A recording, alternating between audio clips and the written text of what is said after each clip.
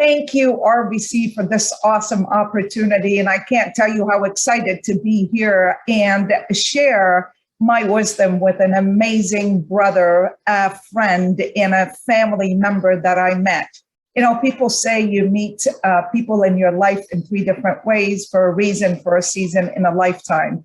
And I had been blessed to have met Dany, and Dany is a lifetimer in my life. So Dany, welcome to the Alberta Global Talent Conference. I am honored to be sharing the stage with someone that I could actually learn from every single day, and proud to be by your side. So Dany, I know who you are.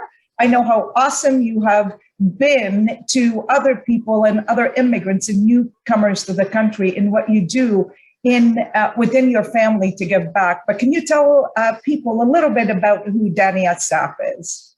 Well, firstly, I want to thank you for that very kind introduction and for including me alongside you on the stage today, on this virtual stage today, Rola.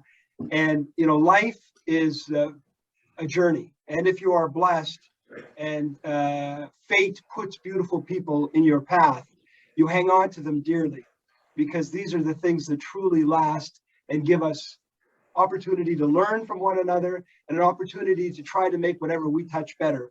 And Rola, certainly everything you touch, you make better, including our lives. So thank you very much.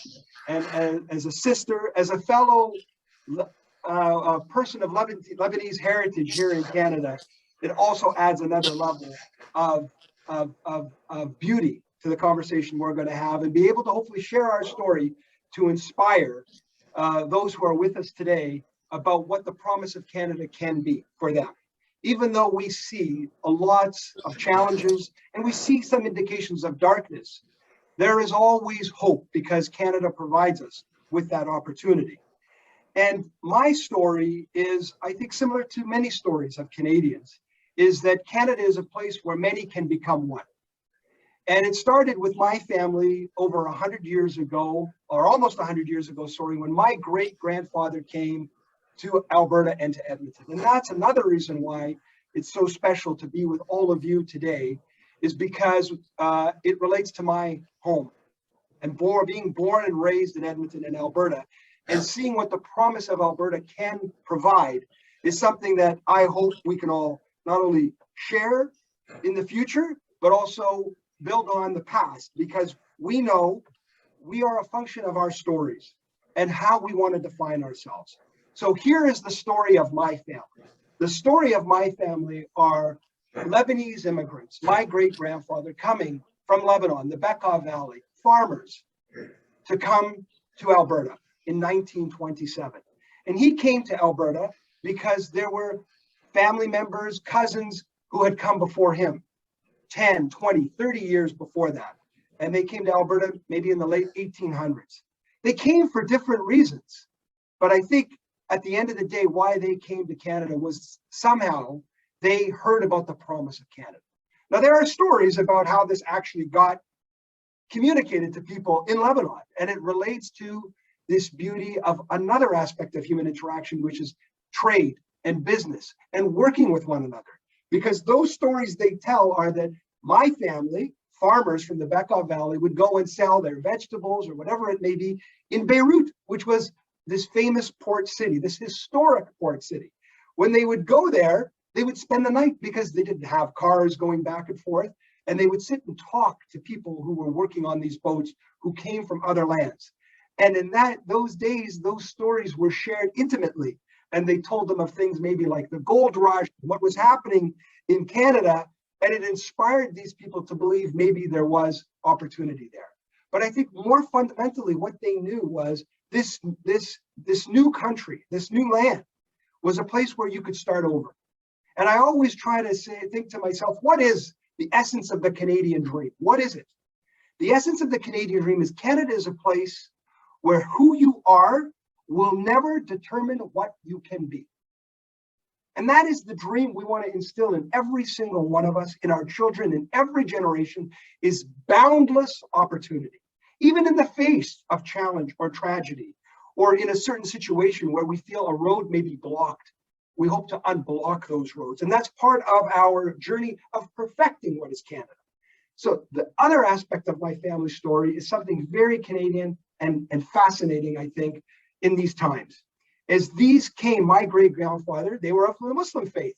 Now, obviously, Lebanese come in all faiths, Christian, Muslim, Druze, there's Jewish Lebanese.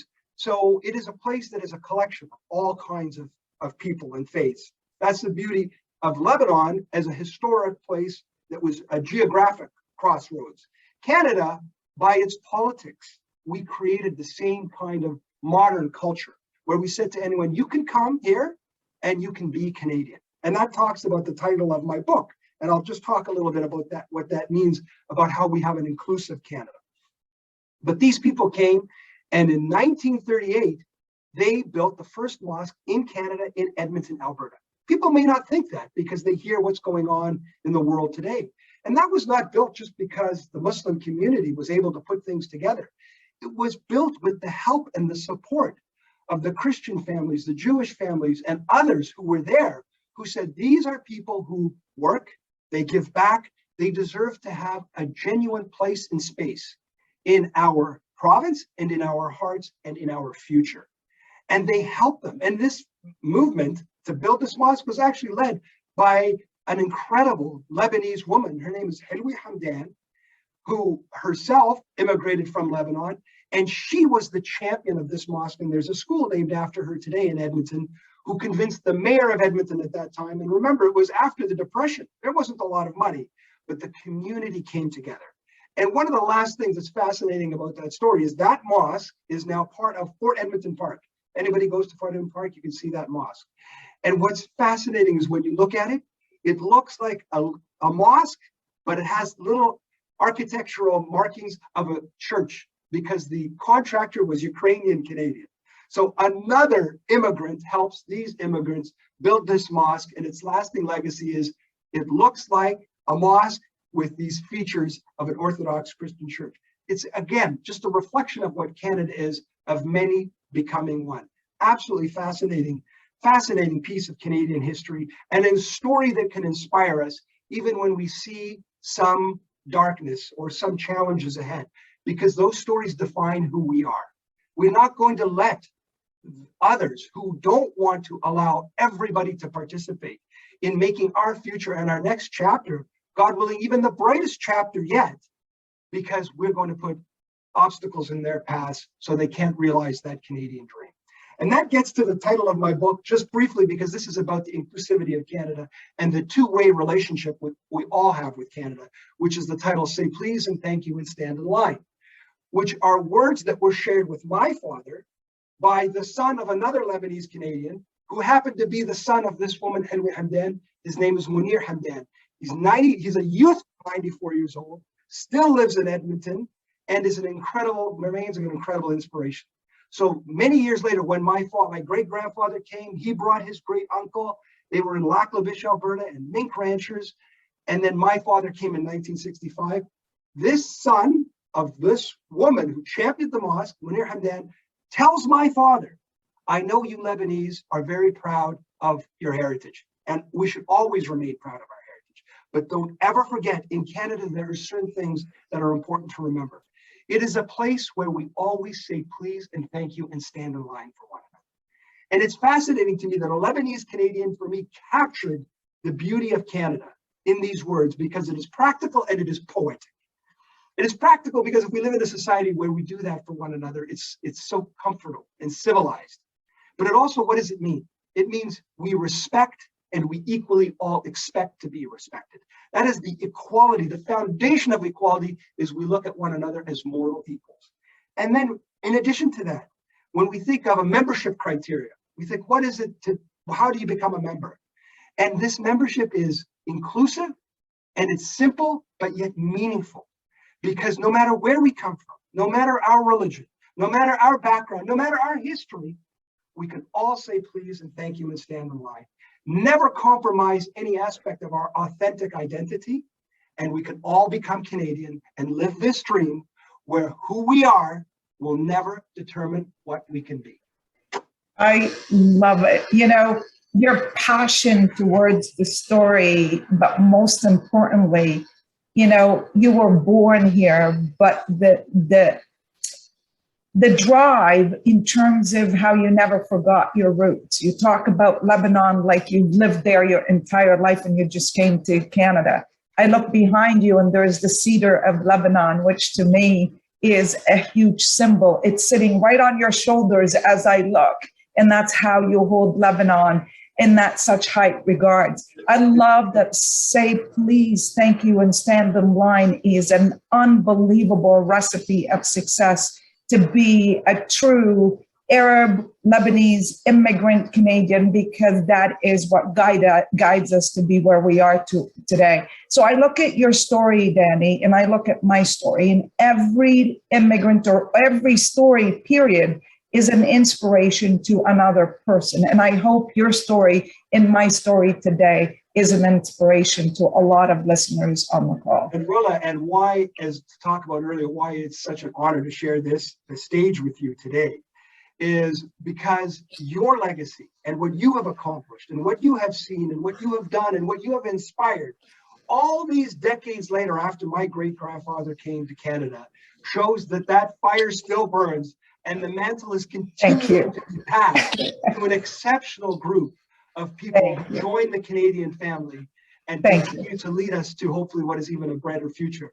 So for me, your story, more modern, is just as inspiring, and I can't wait for you to share it with us today. Thank you, Habibi, thank you. So, I mean, my story is, listen, I introduce myself always.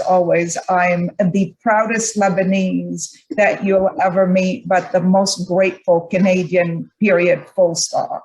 What Canada has offered me and my family is just what Canada has offered Dany's grandfather 100 years ago, offered me a hope. I recently found my first passport that I entered Canada, and the last keynote that I had in person, I showed my passport and I called it the stamp of hope. The stamp of hope for someone that was a girl that was born and raised in a bomb shelter in Lebanon, that comes from a family of 6 girls where people looked at my father and they said, poor man, what are these 6 girls are going to amount to? Because that is back in the days that girls didn't amount to much. But he and mom proved that raising 6 girls is the best opportunity and the best grateful thing that he's ever done in his life. And he could tell you now, I could have 10 more girls, not an issue, because girls to him is, and we spoil them a lot, by the way. So escaped Lebanon back in '89, Dany, during the Civil War. It was extremely tough. My daughter was 9 months old. We escaped. We lived on the streets in Cyprus when we landed in Canada. And the minute I saw my parents, I actually sat down on the ground at the airport and cried like a little kid. Those tears were tears of hope, tears of opportunities. But what Canada has given me is this opportunity to become who I am today. Like you said, Dany, the past with the struggle and everything that I've gone through in Lebanon and being in bomb shelters, coming to Canada, being bullied, being abused on so many levels. When you come as an immigrant at the beginning, it did not define me. It shaped me for who I am today. And every time a struggle hits me, I take that struggle into strength. I take that struggle and I turn it into strength. I take my wounds and I turn them into wisdom. And today, more than ever, when I look at where I am today, because of 3 things. I learned it. I had to learn it the hard way. I didn't speak the language. I learned it. I earned it, because nothing is given, everything's earned in life. And Dany can attest to that. And then once I learned it and I earned it, it's time for me to return it, which is give it back to the community, to my people, to my team, to friends and families around me, because our job, once you get to the top, you got to send that elevator back down and lift other people with you. Where I am today is a description of one word: determination. Despite the challenges that I've gone through in my life, when I entered to Canada, I worked in a retail store. So I started selling purses day two on in my entry to Canada. From selling purses to selling clothes and making people look great, like Dany with his handkerchief and nice blazer. I looked at myself, I said, hey, I could be like a Dany, for example. And I'm sure Dany didn't wake up and look like that. He worked hard to get there. So I entered the corporate world and I'm like, I don't want to do retail anymore. I want to work for a company. And I started at Dell as a telemarketer. I was selling long distance minutes, Dany. Do you remember the annoying people over dinner? That was me. Going from selling long distance minute at Bell, and after 15 years, I resigned because I went from a telemarketer to an account executive to a director, and I was, extremely successful. And I got hit with cancer, so I panicked. As a single mom, I needed to provide my family with a better opportunity. Michael and Stephanie are my life. And Dany, I want you to talk about your amazing kids too that I adore. And I quit and I went to a job that's going to make me look like, hey, a corporate executive.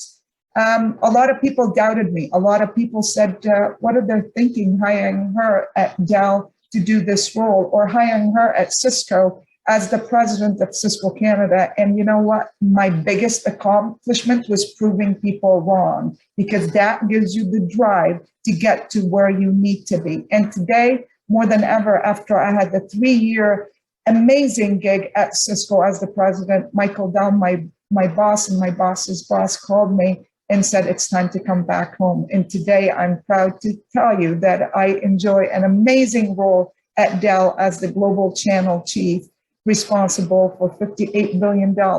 And I look at people around me and I surround myself with people that are gonna get me out of my comfort zone, because I know comfort and growth don't coexist. And I want to be that servant leader that provides leadership to people that's based on leading with your heart, soul, and mind. So that's where I am today. And Dany, that is my story. So now let's talk about, how you did it. And by the way, I do want to talk about your personal life as well, your amazing family, how you raised those kids to believe in values more than ever, and talk about how did we do it? How did you do it, Dany? Well, every time I hear your story, I learn something and I get reignited in my passion for what is possible in this country. And what we want to do today is hopefully communicate our story to allow everybody to see their own path forward and how they can take no two people's journey is the same. It's no two people's journey is the same. So how do we do it? Well, firstly, there is no right or wrong answer, as you know, Rola, and it's a function of many of the things that you said. It is a function, firstly, primarily of believing in yourself. I mean, these are words. What do they mean, believe in yourself? But it's true. You have one life to live. And no matter what injustice you face, no matter what wrong you see or how you have been wronged, and as a lawyer, you see these things often where there is people have done wrong or whatever. Do not let that define your life, because that is someone else's timetable. Our lives tick. So if we wait for some wrong to be rectified or someone to apologize, even though we must always seek our justice, it's our right. But at the same time, our life continues. And the clock ticks for us to make the most of our potential. And only we know what we are truly capable of. Don't let anybody else tell you what you're capable of. No one else knows. People barely know what their own lives are capable of. Don't let them define yours as we struggle with each of these questions. And nobody sees the path to success. Nobody sees your path to success like you can. You know what your strengths are. We know what our weaknesses are. We know what our passions are, and we know what the opportunities are potentially in front of us. And to take them one step at a time, just like you did, Rola. This gate opens another gate, opens another gate. It's a journey. No one can see, and no one would have predicted the line of success and the line of progression that you experienced. No one else in the world, not a life coach, not any coach, nobody. Only you genuinely knew that, and you had to trust that. And that trust is something you cannot let other people shake in you or define in you. So that is the first thing. The second thing is a lot of what you mentioned is determination. It's not a matter of if we're going to fail. Of course, there is no perfection on earth, our lives included. You are going to fail. So what is the purpose of failure? To embrace failure. God willing, it's not catastrophic failure, but even there can be recovery from that. Rola, you had cancer. People have other things. Always, if the gift of honoring the tomorrow is to make the most of it. If you have the gift of life for another day, you honor it by making the most of it. We all try to do that. And to see those failures as opportunities to learn. Even if, no matter what the mistake is, there is a lesson in that. There's a lesson in that that says, I'm going to do this different the next time. And I'm going to avoid doing that again. And that learning, if we take it sincerely and honestly with ourselves, only makes us stronger and better at what we do. So we always have to embrace every experience that we can if we live to fight, as they say, another day, and take a lesson from it and don't let it demoralize us. Thirdly, is to seek in our lives people who inspire us and support us and who are positive. Again, people say this all the time. Yes, life is too short. And it's not about judging the moral worth of one another and a good person and a bad person. Only God knows these things. We can't look into another person's heart. And it's not for us to judge, but it's for us to assess, is this person in this moment is a positive or a negative in life, in my life? And it's okay if we identify that there are people that are more positive than others and to gravitate towards them because they will support and push us. It's like a wind in your sail. Who does not want wind in their sail? Of course not. Why? Because it is the energy of fate, the energy of the universe. Take it, find it and take it. It will aid you in your journey. And then of course, whatever we do, commit to it. Because at the end of the day, when we're talking about these jobs or business or a marketplace, it's normal. There's nothing wrong with just acknowledging. You have to provide value. We're all buyers and we're all sellers in one way. Does anyone like to buy something that's bad or poor quality or get ripped off? No human being likes to do that. So wherever we participate in the marketplace, again, to honor this value proposition that we all benefit from, commit yourself to it, being the best that you can be at it, whatever it is, so that you can give value to others and that market will reward you and your career. Absolutely. I love that. You know, Dany, I think we're so aligned in terms of your guidance and in terms of how you did it. I will say for me, and I'm involved with so many immigrants and you too. And, you know, I remember 34 years ago when I came to the country and what guided me to be here in the advice. And I know we're going to come back to kind of, you know, close it in terms of what is it that are, you know, newcomers and immigrants in the country that need to hear from us is, I'll tell you, the system wasn't set up for women like me or people like me and Dany to be where we are today, just right off the bat. Okay, that's just, I'll put that card on the table. We had to fight the system to get to where we are today. And it was not easy. The path was just kind of like a roller coaster to get to where we are. But the one thing that what Dany talked about, I talked about is determination. But the one thing that is extremely important as you come into our country is, you know, you have to be a student of life. What got you to where you are today will not necessarily get you to where you need to be. So learning has been the fuel of my success. And I have to tell you, I don't have a formal degree. I mean, back home, I wasn't at the time. And, you know, we were too busy hiding from bombs and, you know, being dead. So I didn't have the opportunity to go to university or have any formal degrees. But what I will tell you is what I have a degree in two things, a PhD in life and getting shit done. And that is the GSD. Okay, so my GSD degree got me to where I am today. It's because I knew that learning was the fuel of my success, but also unlearning. Because we as Arab and as immigrants have the mentality like, I know it, I was a VP back home, I want to be a VP here. Well, I could tell you that I actually mopped floors when I came to Canada first. And that we have to kind of unlearn certain things. Even now, in my career, I still learn to unlearn because I have the, and Dany too, we're feisty, we're Lebanese, we can go from 0 to 100 just like that. And I had to learn to just sit back and listen to understand, not listen to speak and listen to judge. So number one, be a student of life.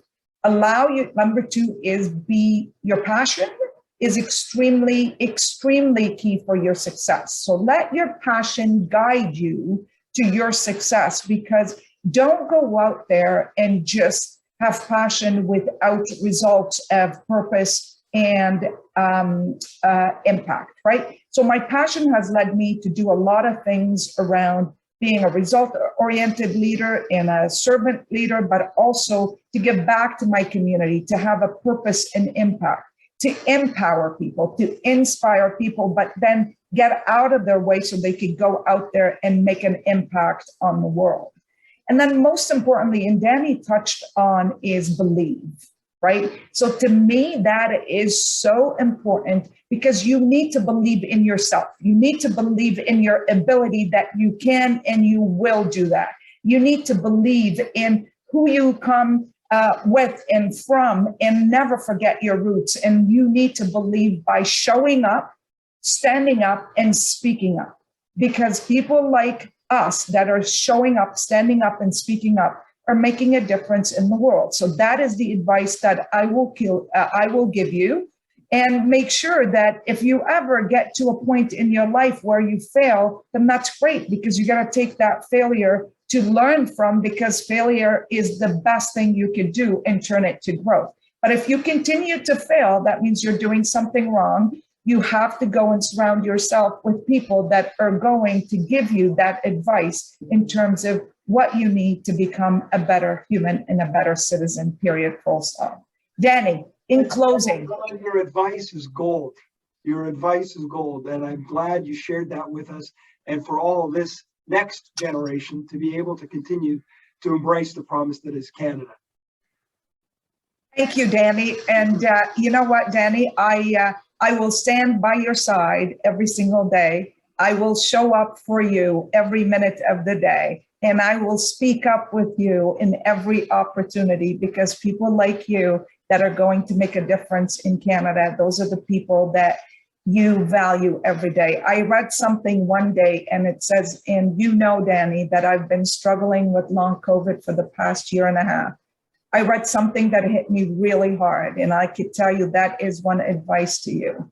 A lot of people would want to ride the limo with you in the private jet, but very few people in your life will actually take the bus or walk with you. So go find those people in your life, because I know Dany's the one that could actually take a bus and walk with me every day. Dany, thank you for being with me today. To the entire Alberta Global Talent team, thank you for giving us the opportunity to tell our stories, and may you always be blessed. Dany, what do you think? Taking some questions from the audience now. God bless you and your beautiful family, and thank you, Rola. And taking some questions, it would be a pleasure to be able to thank you. Thank you very much. All right, let's start with questions. Over to you.